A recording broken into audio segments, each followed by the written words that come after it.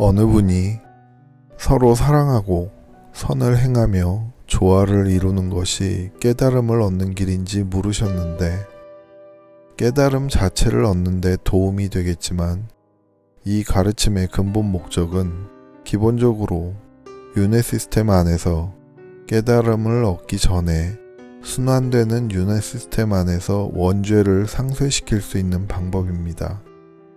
깨달음은 위의 가르침의 실행을 통해 원죄를 상쇄시키는 것이 전제가 된 상태에서 별도의 자기 수양을 통해 도달하는 것이 가능한 것입니다. 윤회 안에서 원죄를 상쇄시키고 보다 높은 수준의 행복을 찾는 것과는 별도로 깨달음을 얻는 데 직접적인 도움을 주기 위한 가르침 중 하나가 어느 분이 언급하신 무아입니다.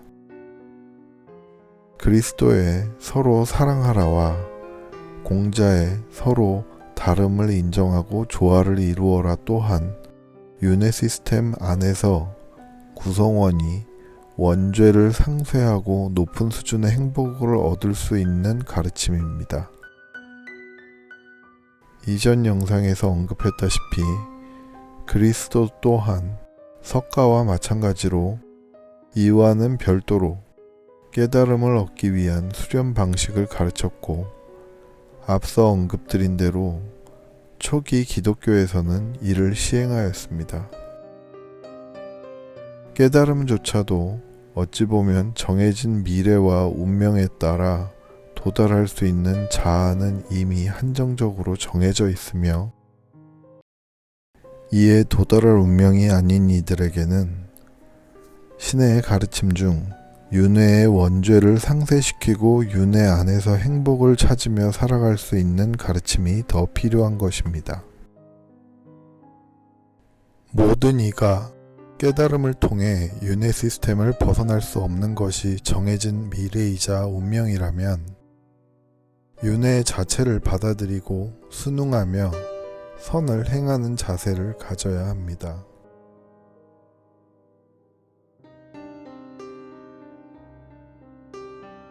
댓글에 언급된 무아에 대해 조금 말씀드리자면, 무아에 대한 해석은 관점과 이해의 정도에 따라 역사적, 종교적으로 분분하지만 자칫 잘못 이해하면 방향성을 잃을 수도 있습니다.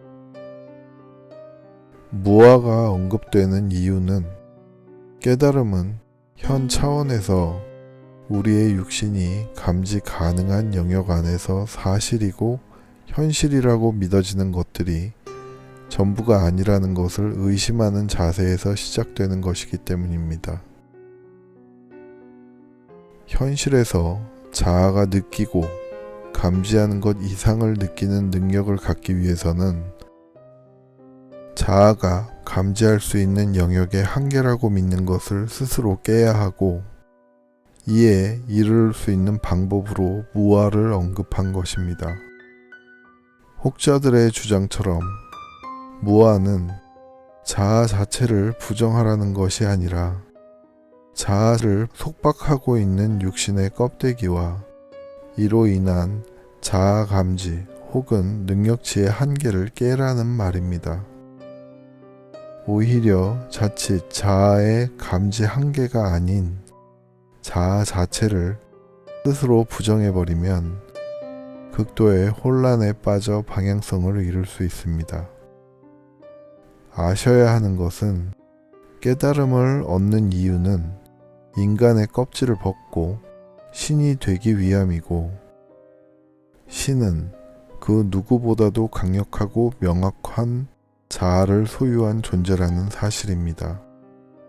신이 인간처럼 스스로의 정체성에 혼란을 겪고 스스로를 의심하지 않는 이유가 강력하고 명확한 자아 때문입니다. 깨달음을 얻어 신이 되기 위해 버려야 하는 건 자아가 아니라 자아의 능력을 가두는 속박입니다.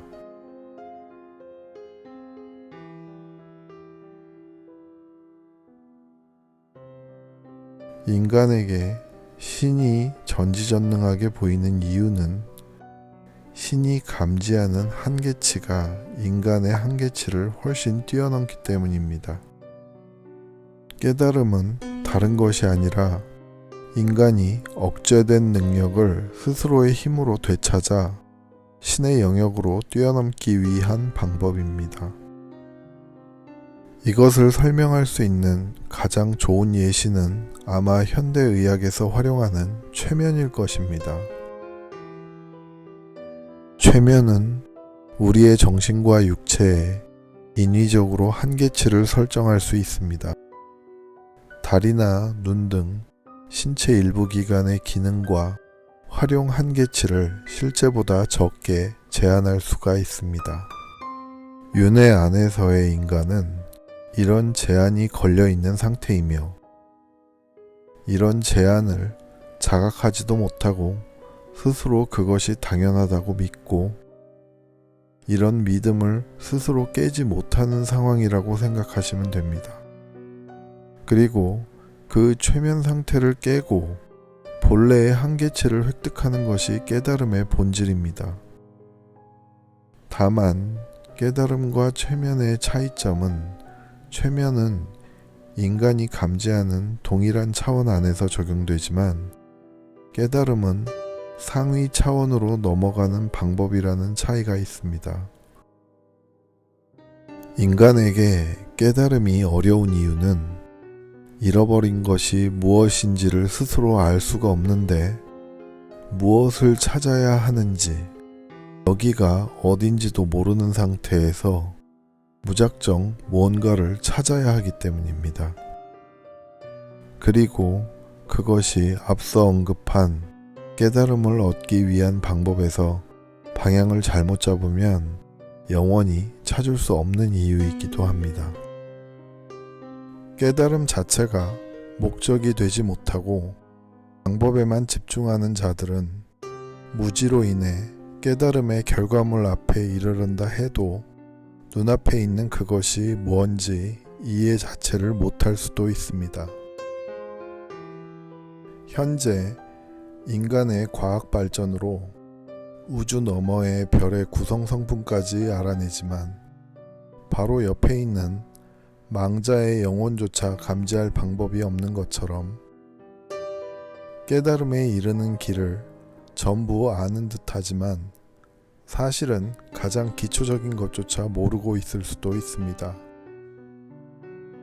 과거부터 현재까지 인류사에 있어서 셀 수도 없이 많은 사람들이 한결같이 찾고 있는 깨달음으로 가는 길은 태어나서 날개를 가져본 적도 없고 날개를 달고 하늘을 나는 것도 본 적도 없는 이가 듣지도 보지도 못한 하늘을 날 수 있는 날개를 찾고 있는 것이라면 적당한 비유일지도 모르겠습니다.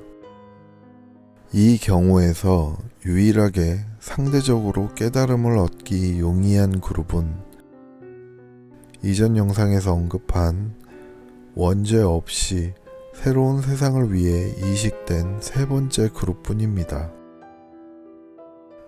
재난 이후의 새로운 세상의 재건을 위해 인류에게 이식된 세 번째 그룹은 윤회 안에 원죄를 적용받지 않는 그룹이기 때문에 상대적으로 기존의 인류에 비해 깨달음에 이르기 용이하게 설정되어 있습니다. 이들에게 있어서는 기존 인류와는 다르게 깨달음이라는 표현보다는 그들에게 정해진 운명에서 예정된 특정 시점이나 사건을 통한 깨어남이라는 표현이 더 정확한 표현일 것입니다. 이 부분에 대한 구체적인 내용은 이후 영상에서 별도로 다룰 예정입니다.